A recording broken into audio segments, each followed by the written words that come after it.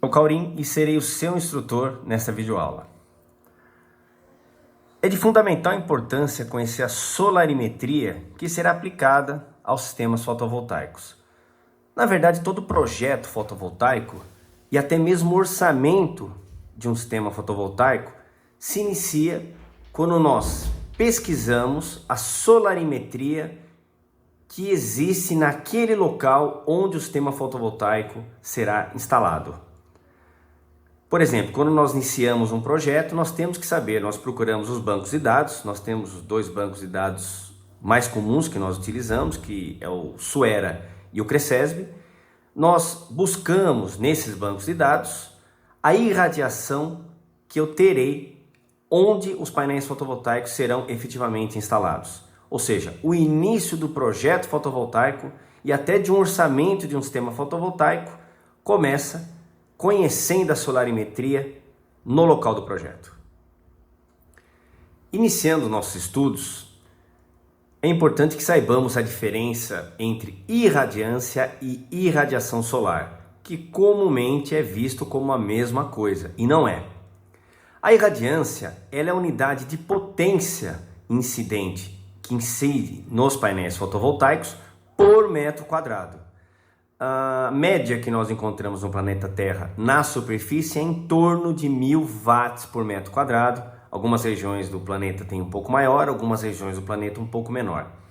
Aqui em Limeira nós temos o equipamento que mede essa irradiância. O Treinando Blusan, quando fizer a parte prática, terá a oportunidade de testar nesse equipamento e verificar em loco qual é a irradiância naquele momento. Em Limeira, a irradiância em média nós encontramos aqui algo em torno de 800 watts por metro quadrado, 750, 820, algo em torno de 800 watts por metro quadrado. Apesar de alguns dias, houve uma oportunidade em que nós chegamos a 1050 watts por metro quadrado. Certamente um dia em que a atmosfera estava um pouco mais transparente, criaram-se algumas condições para que essa irradiância fosse maior, tá? Mas em média nós temos aí uma irradiância em torno de 800, 780 watts por metro quadrado na cidade de Limeira. Obviamente nas cidades do Nordeste você vai ter uma irradiância muito maior e nas cidades do sul do país, principalmente na Serra Gaúcha, você vai ter uma irradiância um pouco menor. Já a irradiação solar é a energia. Perceba que aqui na irradiância nós estamos falando numa unidade de potência, watts ou quilowatts. No caso da irradiação, nós estamos falando em energia, porque nós estamos falando em watts-hora. Nesse caso aqui, quilowatts-hora. Por metro quadrado, como é a irradiância, tá? Então, ao invés de uma unidade de potência, nós temos uma unidade de energia, quilowatts-hora, por metro quadrado, que é uma determinada área, uma unidade de área. E o que é importantíssimo salientar, por uma unidade de tempo. Nós tratamos de um intervalo de tempo. Nós temos uma energia que incide numa determinada área em um determinado intervalo de tempo.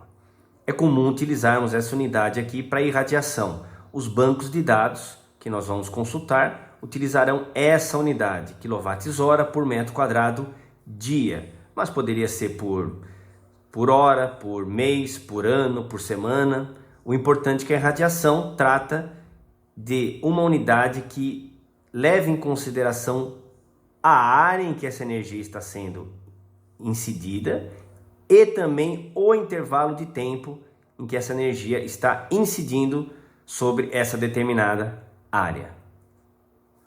Antes dos raios solares incidirem sobre a atmosfera terrestre, a irradiância que na Terra, eu acabei de falar, é em torno de 1000 watts por metro quadrado, a irradiância é em torno de 1395 watts por metro quadrado. Obviamente, toda essa irradiância de 1395 watts não chega à superfície terrestre, e tem razões para isso. Nós temos perdas da irradiação solar na atmosfera terrestre. Só para vocês terem uma ideia, 20% é refletido e disperso pelas nuvens. 20% você já perde diretamente pelas nuvens. Obviamente, esses números aqui são números médios. 6% se dispersa pela atmosfera. Inclusive, esse efeito de dispersão que dá ao céu essa coloração azul. 19% dessa luz que chega, dessa energia que chega, é absorvida pela atmosfera e nuvens.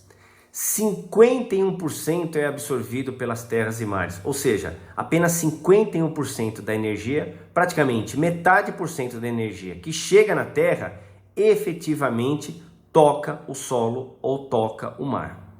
E 4%, esse número é importante, é refletido pela superfície, que nós vamos encontrar no albedo.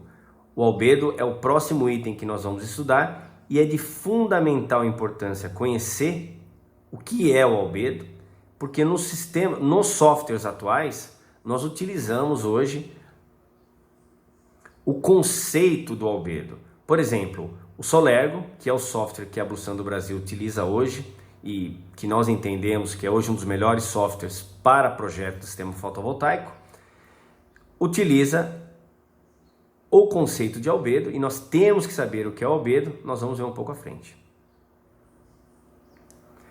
O albedo é a fração de luz refletida em relação ao total da luz incidente, ou seja, o quanto da luz, da energia que chega a uma determinada superfície será refletida por essa mesma superfície. O índice mais alto que nós temos é a neve. A neve reflete, ou seja, ela tem um albedo de em torno de 80% a 95%. Ou seja, a energia do Sol que toca a neve, de 80% a 95% será refletida. É importante entender que quando você anda sobre a neve, você tem que estar com óculos escuros. Já ocorreram alguns acidentes, inclusive alguns acidentes trágicos, em que a pessoa perdeu a visão. Por quê? Porque sendo o albedo da neve algo em torno de 80% a 95%, você olhar para a neve é como se você estivesse olhando para o sol. Ou seja, você tem que ter não só óculos escuros, mas óculos especiais para você utilizar na neve. É muito comum você ver os esquiadores utilizando esses óculos especiais, por conta do albedo da neve, que é muito alto. É como se você estivesse praticamente olhando para o sol. Já as florestas, percebam, ele tem um albedo bem menor, algo em torno de 10% a 20% em média. Ou seja, de 10% a 20% da luz que chega numa floresta, apenas 10% a 20% é refletido novamente para a atmosfera. Plantações muito próximo das florestas, em torno de 10% a 25%. A grama reflete um pouquinho mais, tem um albedo um pouquinho maior, de 25% em média, de 25% a 30%. O asfalto, percebam, de 10% a 25%, obviamente aqui depende da altitude do sol em relação a esse asfalto, o tipo de asfalto. O concreto de 17% a 27%, esses dados serão utilizados em softwares posteriormente. Oceanos, represas, lagos, a água que tem na superfície terrestre varia de 10% a 60%. Obviamente depende da altitude. Se o raio solar incide a 90 graus sobre a água, é claro que o albedo vai ser maior. Se você tiver um ângulo um pouco mais raso desse raio solar sobre a água, obviamente você vai ter um albedo menor. Importante esses dados aqui sobre telhados, que praticamente são 99% do local onde vamos instalar os sistemas fotovoltaicos. Telhados escuros têm um albedo que gira em torno de 8% a 18%. Já os telhados claros têm um albedo que gira em torno de 35% a 50%. Já as rochas têm um albedo que gira em torno de 20% a 40%. Obviamente depende do tipo de rocha, da cor da rocha e tudo mais. Se eu tenho rochas mais escuras, certamente o albedo vai ser menor. Se eu tenho rochas mais claras, certamente o albedo será maior. E por que é importante conhecer o albedo? Porque nós utilizamos, como eu já disse, nos projetos de sistemas fotovoltaicos. Os softwares mais modernos que nós temos hoje utilizam o albedo. Por quê? Porque aproximadamente 70% da energia que chega no sistema fotovoltaico, vamos imaginar que eu tivesse um sistema fotovoltaico nesse telhado, 70% da energia gerada por esse sistema fotovoltaico vem da luz direta do sol. E os outros 30% vem da luz difusa, que está dispersa na atmosfera. Por exemplo, se nós temos um prédio próximo ao sistema fotovoltaico que você vai instalar e o prédio é claro, obviamente ele tem um albedo maior, lembre da neve aqui, e ele vai refletir parte dessa luz na atmosfera. Como a atmosfera é composta de partículas, certamente parte dessa energia será absorvida pelo sistema fotovoltaico. Se esse prédio ao lado do seu sistema fotovoltaico for um prédio de coloração um pouco mais escura, um marrom, por exemplo, certamente ele vai ter um albedo bem menor do que a neve, do que uma cor clara, e tendo uma cor mais escura, ele vai refletir menos para a atmosfera e certamente o seu sistema fotovoltaico irá absorver menos luz. Essa tela aqui é da parte de projetos do Solergo, que é o software que nós utilizamos hoje para os projetos fotovoltaicos. Solergo, para quem não sabe, é um software italiano. Ele pede, em parte, no início do projeto, quando nós estamos iniciando o projeto, nós estamos passando ao software os dados iniciais do projeto, ele pede o tipo de superfície que nós temos ao redor do nosso sistema fotovoltaico. E por que ele pede isso? Exatamente para descobrir, ele precisa descobrir qual é o albedo, porque ele sabe que parte, esses 30% da energia que está na atmosfera na forma difusa, o sistema fotovoltaico vai absorver parte dele. Então ele pergunta se é neve, se são estradas. Aqui eu dei um tique, eu cliquei em vários, só para mostrar o seguinte: o software trabalha com a média, tá? Então, por exemplo, superfícies claras de edifícios. Se eu tenho edifícios próximos, olha, o albedo é altíssimo. Eu tenho aqui telhados ou terraço com betume, concreto envelhecido, 22% de albedo, asfalto envelhecido, 10% de albedo, estradas não pavimentadas, estradas de terra, em torno de 4% de albedo, reflete pouco, né? Estrada de terra reflete pouco. Já um asfalto já reflete um pouco mais, em torno de 10%. Grama seca, grama verde, cascalho, ou seja, e ele faz, você clicando aqui, o software vai fazer a média desse albedo e vai utilizar isso aqui no seu algoritmo de cálculo. Agora que nós já conhecemos o conceito de albedo, irradiância e irradiação, vamos para a irradiação solar no Brasil. Muito bem. Esse é o mapa da irradiação solar no Brasil. Percebam que eu tenho cores diferentes. O que significa esse mapa? As cores mais próximas do amarelo, eu tenho uma irradiação solar menor. As cores mais próximas do vermelho, eu tenho uma irradiação solar maior. A região de maior irradiação solar do Brasil, essa região aqui próxima de Juazeiro, tá? Essa região de maior irradiação solar no Brasil. E nós temos a região de pior irradiação solar, essa região aqui que pega parte de São Paulo, Santa Catarina, Paraná e Rio Grande do Sul. Apesar de ter uma irradiação menor nessa região, não significa que os sistemas fotovoltaicos aqui não serão eficientes. Muito pelo contrário, o Brasil, em média, ele tem o dobro da energia solar necessária para você utilizar sistemas fotovoltaicos de tal forma que você tenha o seu retorno financeiro, o seu payback. Nós vamos estudar payback um pouco para frente nesse treinamento. Ele tem esse payback muito bom no Brasil. Para vocês terem uma ideia, quando eu converso com o pessoal na China, eles ficam surpresos com o retorno financeiro de um sistema fotovoltaico no Brasil. Na China, o retorno financeiro de um equipamento fotovoltaico, um equipamento médio, vamos dizer, um equipamento médio aí, um equipamento que tenha em torno de 20 módulos fotovoltaicos, 20 painéis fotovoltaicos, ele tem um payback, um retorno financeiro em torno de 8, 9 anos, aproximadamente, dependendo da região da China. Porque lá nós temos uma variação enorme de radiação, muito maior do que nós temos no Brasil. Já no Brasil, quando eu falo que o tempo de payback no sistema fotovoltaico gira em torno de 4 anos, eles acham surpreendente, porque é muito rápido. O sistema fotovoltaico no Brasil ele tem o seu retorno financeiro muito rápido, por 2 motivos. Primeiro, que nós temos uma irradiação muito boa, tá? tem países que têm radiação maior, que são zonas desérticas, que não há interesse nenhum em termos zonas desérticas num país. Mas além do fato de termos uma boa irradiação, nós temos uma conta de energia muito alta. A tarifa de energia do Brasil é uma das mais caras do mundo. Então você soma a tarifa de energia altíssima que nós temos no Brasil e soma a irradiação muito boa, nos dá esse payback, resulta nesse payback muito baixo, em torno de 4, 5 anos para o sistema médio.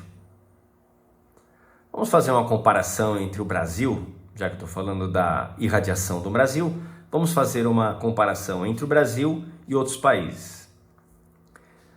Eu fiz um comparativo aqui entre a Alemanha, o Brasil e a China. A Alemanha, para quem não sabe, é o país com a maior quantidade de sistemas fotovoltaicos instalados do planeta. E a China é o país que mais está instalando sistemas fotovoltaicos hoje. O crescimento dos sistemas fotovoltaicos na China é algo absolutamente descomunal. Nós temos aqui algumas regiões da Alemanha. Obviamente, esse mapa não está em escala de tamanho, porém está em escala de cores. Nós temos aqui na Alemanha algumas regiões aqui que têm uma irradiação maior e algumas com uma irradiação baixa. O mesmo nós temos no Brasil. Percebam na China, aqui é a China. Olha a diferença entre esta região e esta região. A parte mais industrializada da China é essa aqui. Essa parte da China, essa parte oeste da China, é basicamente uma região desértica. Muitas usinas de grande porte estão sendo instaladas na China nessa região aqui, tá? São regiões desérticas. O Brasil não tem uma região desértica como essa, o que é muito bom para nós. Ou seja, nós estamos numa situação média. Nós temos boa energia, porém não temos uma situação desértica. Essa situação desértica você vai encontrar na América do Sul, por exemplo, no Chile, deserto do Atacama, que é a região na América do Sul que tem a maior irradiação solar da América. Nos Estados Unidos você vai encontrar ali na região da Califórnia, que é uma região desértica também, uma excelente irradiação. Nós temos também essa mesma situação, que é uma situação de grande radiação pelo fato de ser deserto, em algumas regiões da África, você vai encontrar na Austrália. O Brasil, voltando aqui ao nosso país, é um país também abençoado nesse sentido, porque nós temos uma situação média. Nós temos uma boa irradiação solar e ao mesmo tempo não temos um deserto. Vamos retornar ao mapa de irradiação solar no Brasil. Percebam, agora vamos, além de falar das cores, vamos falar da quantidade de energia. O próprio mapa me passa o seguinte, naquela unidade que eu passei de radiação para vocês em telas anteriores, ele me dá aqui os valores, né? os intervalos de radiação solar. Percebam aqui que a média do Brasil, pelo menos aqui nessa região aqui, é em torno de 5,5 a 6 kWh por metro quadrado por dia. E nós temos regiões que está gerando aqui que recebe em torno de 4,5 a 5 kW por metro quadrado por dia. O que significa que, em média, o Brasil tem hoje uma irradiação solar de 5 kW por metro quadrado dia. Algumas regiões, obviamente, você tem mais irradiação e outras regiões você tem menos irradiação. Mas a média do Brasil é de 5 kWh dia. Inclusive esses dados aqui de kWh por metro quadrado dia vai dar origem à ideia de horas de sol pico. O Brasil tem uma média de horas de sol pico de 5 kWh por metro quadrado dia ou 5 horas de sol pico, que nós vamos estudar um pouco à frente.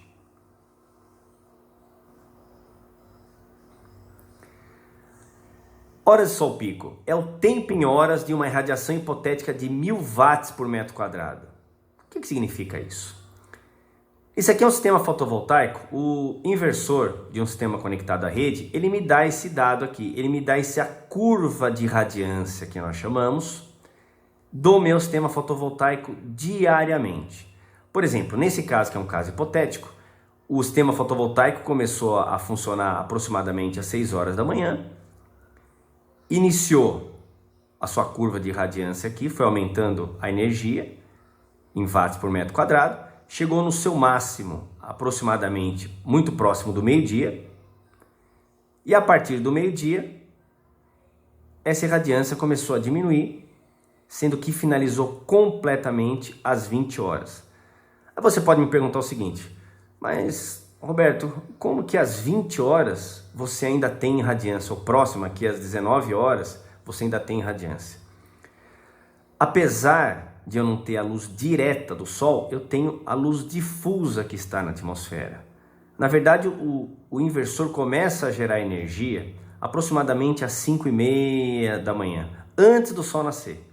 Basta que a abóbada celeste já tenha a luz do Sol. O Sol nem nasceu ainda, só aquela luminosidade que está difusa na atmosfera, na parte mais alta da atmosfera, é o suficiente para iniciar a produção do meu sistema fotovoltaico.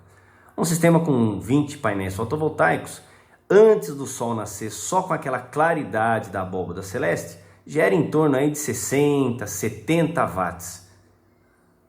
Parece pouco, mas não é, né? Porque nem tem o Sol ainda.